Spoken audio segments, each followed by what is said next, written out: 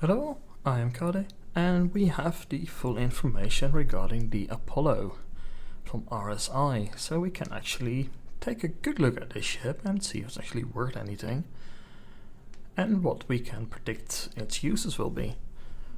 So, I'm not going to go back in what I said in my previous video.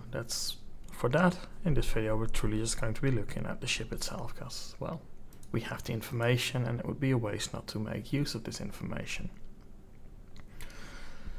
So what we have with the RSI Apollo is apparently a completely fully capable flying hospital, and the capabilities depend on what you want.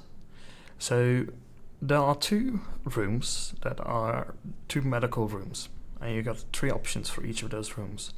You have a tier 1 room, which is 3 beds, which can,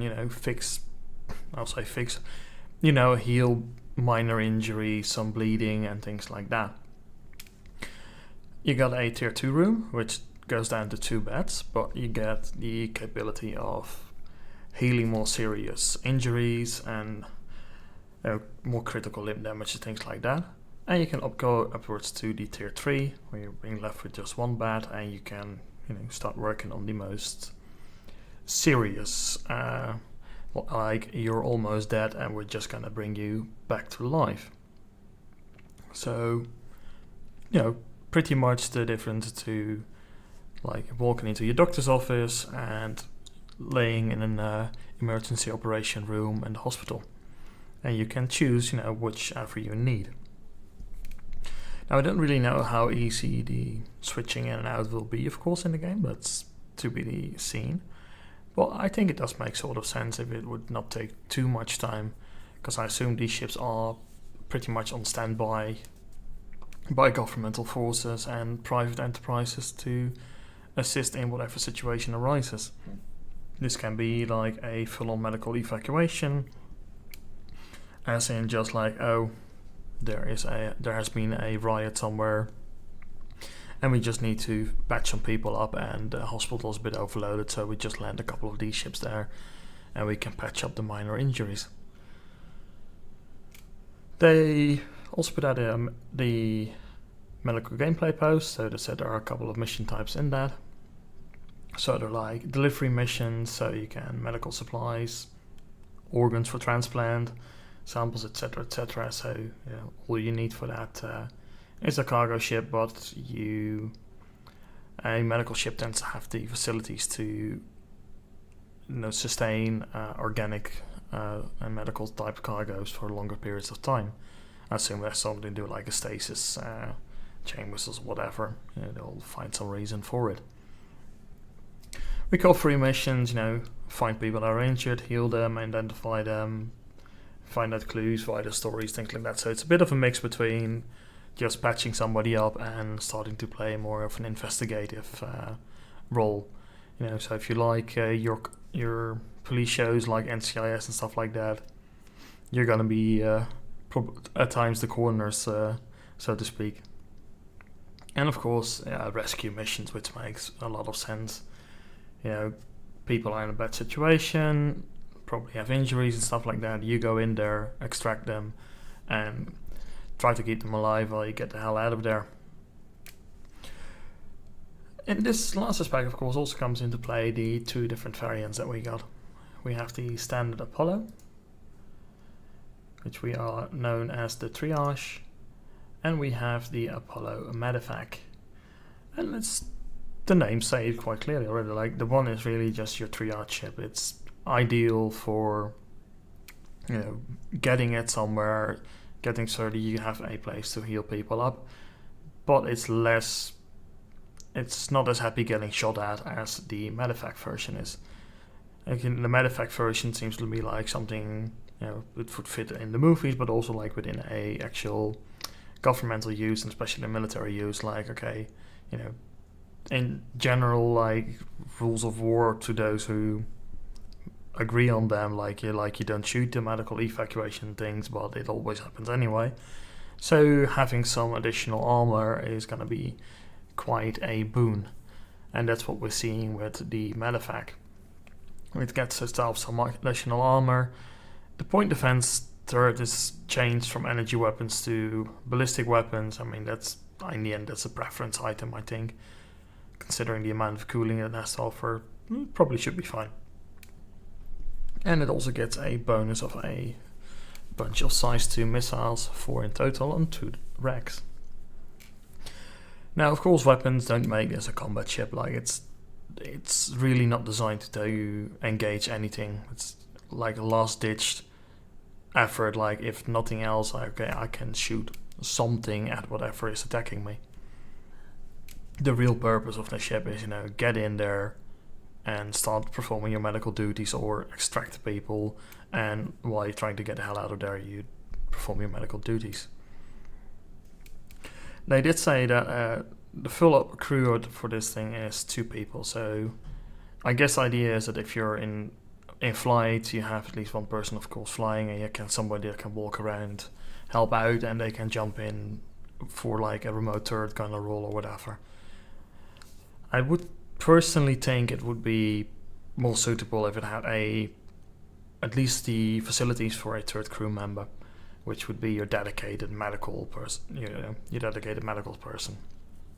Like most ambulances go around with 3 people in them quite often, sometimes 2, it depends a little bit, but here we got a little bit more than a single ambulance, so having somebody that can fly it, have somebody that can, if need be, operate some of the engineering stuff or the turret, and also still have one person capable of looking after the patients may seem quite handy to me, especially in more dangerous scenarios.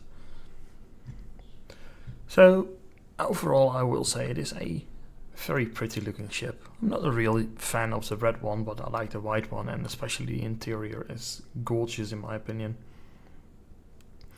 And I think capability wise it's better than I had expected initially. So that's of course in my opinion a good thing. It seems to be a fairly resilient little ship, especially in the form of the Medevac, and it just seems to be a really capable all-around ship for its specific duties. That said, price-wise, of course, you're looking at roughly the same price as the Constellation, and it is slightly smaller. But whereas the Constellation is just a general, slightly glorified cargo holder, let's be honest, or an exploration ship, it's modified one way or the other. This is a dedicated hull, and I am a fan of dedicated hulls. Like, this ship is designed to do this. Like, that's what they designed it for, that's what it's going to do. Could we, in our fantasy, probably change it out, say, we're not going to make it a medical ship, we're just going to put lots of guns and missiles on it? Probably, fantasy is limitless in that aspect, but the whole idea behind it, it was designed from the ground up as a medical ship.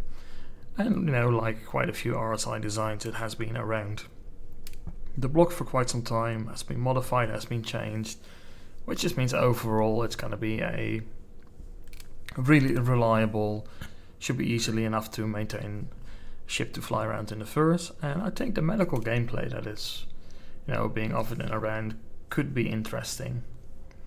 But, it's still a little bit like seeing how they're going to handle everything, how much challenge is going to be and how frequent it will be.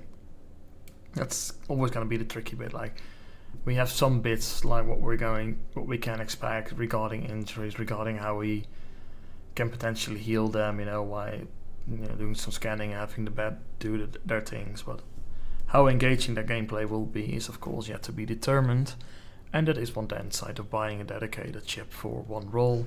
If it turns out you don't really like the role, you're kind of stuck with that ship that you can't really do anything else with. So as always, spend your money wisely in that regard. Now, price-wise, it's still the same. So we're looking at $225 for the Triage and $250 for the Medevac Warbond. And you can add another $25 on top of that for the credit versions, which come of course with only 6 months insurance, whereas the Warbonds come with LTI. You can cross-chassis upgrade into these ships, so that should not be an issue. So if you have some ships that you like, I can see this ship being more useful, then by all means go ahead. I also would think noting like they have 2 medevac drones, both the triage and the medevac. So these are semi-autonomous, so you probably have to partly fly them yourself. Like the tricky bits you maybe have to fly yourself, and then once they're up into safety, and you can just put them on autopilot and they will go to your ship. But these can be used to also extract people from space, maybe also extract escape pods, I assume, considering the carrying capacity they have.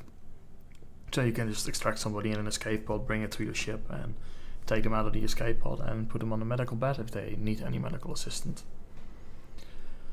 So is it going to be worth your money? I think it's, for the ship, the role, the size and everything, the capabilities, I actually think it's a fairly fair priced chip, for Star Citizen standards, of course. And it certainly does not hurt it that it is, in my opinion, an absolutely gorgeous looking machine. Like, it really, really, really looks pretty. So I am all for it in that regard, and I'm seriously considering getting upgrading something in my fleet towards the medevac, because it just looks too pretty to leave alone. But that's me. So those are my thoughts on the Apollo. Overall, I think it's a really good ship. From what I've seen and what they've been telling us regarding the concept stages and how smooth everything went, I think it's going to pretty much arrive as it is now advertised. Like, they showed some of the layouts and said, like, yeah, this is not entirely what it is. We actually had to stretch it a little bit. So they already seem to be quite well aware of what they need. So I don't think this will take too much time to fully build out. But of course it is a more recent concept ship, so they're going to put it more down the line. It all depends on how much need there is, of course, for them to have it. We don't know their full priorities in that regard. But yeah, I think it's a fairly good buy if you're interested in the style of gameplay. By all means, do read up, of course, on it. Like, read the Shipyard Medical Post, read the old Death of the Spaceman. They say it's still fairly relevant. Go through the brochures, take just a look all around and everything. Listen to what some other people have to say about it, and if you want to, spend your money on it. And yeah, I hope you found this somewhat informative. And as always, thank you so much for watching, and I'll see you next time.